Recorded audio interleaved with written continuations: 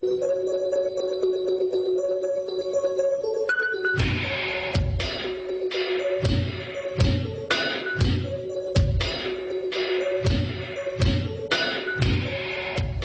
do this one real quick. Is it Tracy?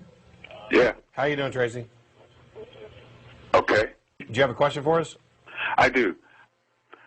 When we take the Bible, if you take it all the way back, All the way back I'm to talking where? about all the way back before there was time. Did you know creationists and evolutionists agree on one thing? First of all, I don't agree with your premise that you can take it back to before there was time. Okay. Well, there was a singularity when they said that there was a point in time where there was nothing. That's what evolutionists said. You go back in time to a point where there was absolutely no molecules, no nothing, and all of a sudden there was a bang. No.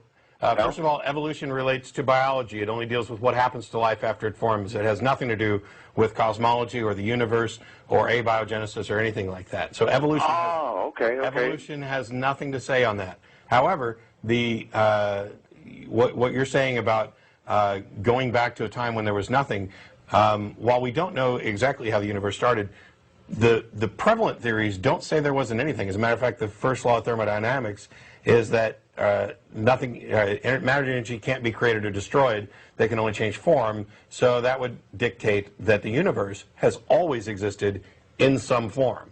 Now, can you give me a lowdown on the Big Bang Theory then? What is the Big Bang Theory in your mind? That's kind of what I was just doing. Basically, if you trace back, and the Big Bang has been confirmed, it's as much of a confirmed theory / fact as anything else you'll find. The cosmic background microwave radiation, which was predicted by the Big Bang Theory, has been measured, and it matches dot for dot. But 14.5 billion years ago or so, the math, we can't get back past the Planck time, which is a very tiny unit of time between the actual moment of the explosion, of the singularity, or the beginning of the expansion of the singularity. So we can't trace back any farther than that. So anything further back is speculation right now. I got you. I see your point. Okay. Now, physicists, and Tracy pointed this out the other day, physicists will often say that time began with the Big Bang.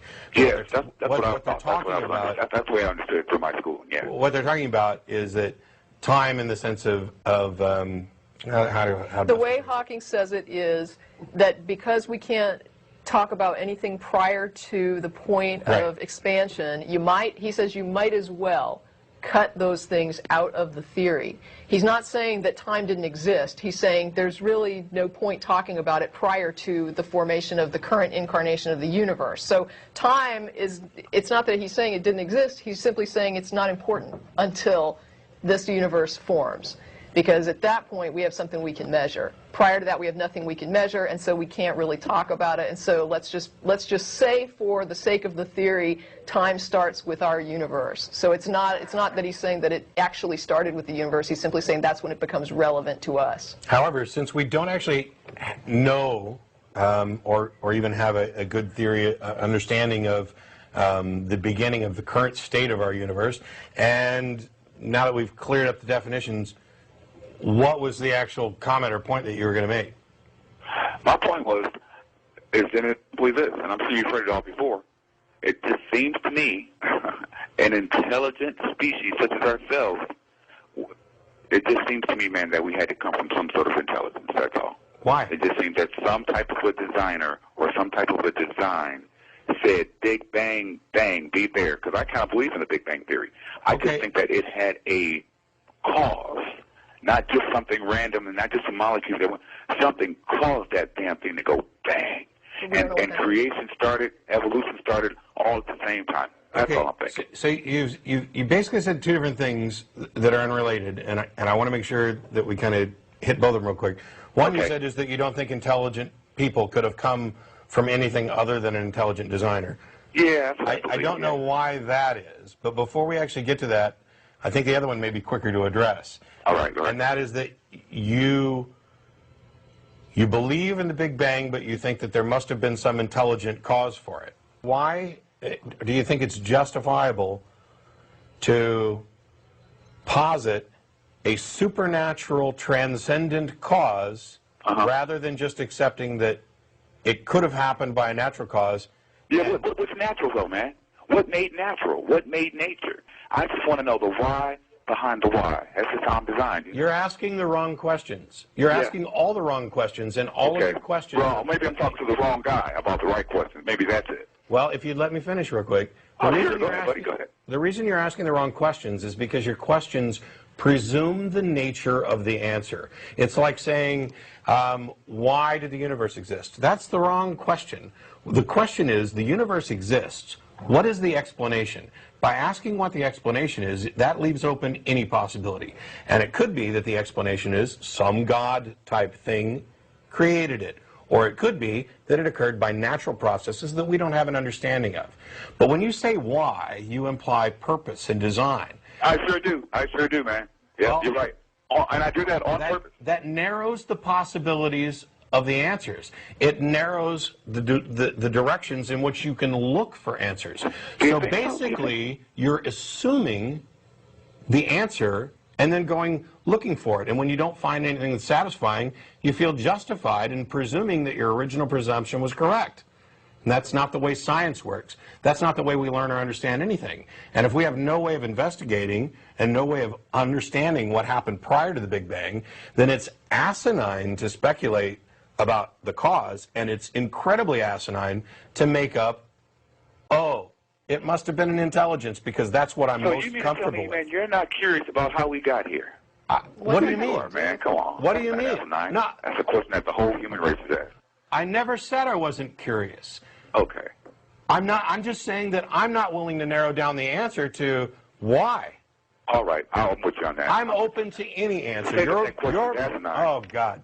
Your mind is at least partially closed because you are narrowing the possible answers to only those that you're most comfortable with. That isn't science, it's not reason, it's not logic, it's not wisdom, it's fantasy. It's comfort. You're seeking the answer that you're most comfortable with. And I'm sorry, but that's not a path to truth. I am interested in where all this comes from, but I can also accept that there may be questions that not only do we not have the answer to them now, we may never have the answer to them. So let's instead focus on answering the questions that we can ask, continue to seek out the explanations as best we can, and not narrow the focus of our examination in such a way that we're making appeals to the supernatural. That's just not the way to go about it. I see your point. Man, I see your point, sort of. I really do. About 50% of it, I see. But I do keep my open mind. I keep an open mind. So. Okay. I got no problem with that. I mean, you're right on one level in that we're all interested in the answers to these questions. And I can certainly understand why people would feel more comfortable personalizing something or anthropomorphizing something so that, I mean, it's nice to think that there may be some intelligence out there that's guiding everything or that cares, but there's no evidence to support that that's possible or the guiding and the caring thing.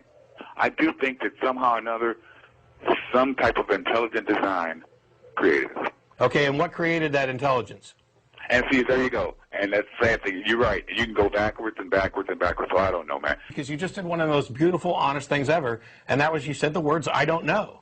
Okay. And that's it. I mean, that doesn't mean you stop looking. You know when you stop looking is when you have an answer. And that's one of my biggest objections to religion, is because religion pretends to offer answers. All the answers. That stop investigation. There you go. Yeah. I just have a real quick thing. I just wrote to somebody this week, and I said, Matt taught me a magic trick, which I have used a couple times, and whenever I do it, people are just like, you're creeping me out because I don't know how you're doing that. People will say when it gets done, how did you do that? And I'll say, it was the psychic energy. It was magic. You know, it's magic. Well, I have yet to meet one person who is satisfied with that answer, who says to me, oh, okay, I guess it's magic. Well, no, people know that there's got to be a real explanation. Magic is not an explanation. And so when people say, and when people put forward God, really what they're saying is magic. It's just magic. We don't know how it was done. It was like this being that's just, that can do magic. Yeah, it made the universe. I don't know. You're trying to answer a mystery with a mystery, and you get nowhere.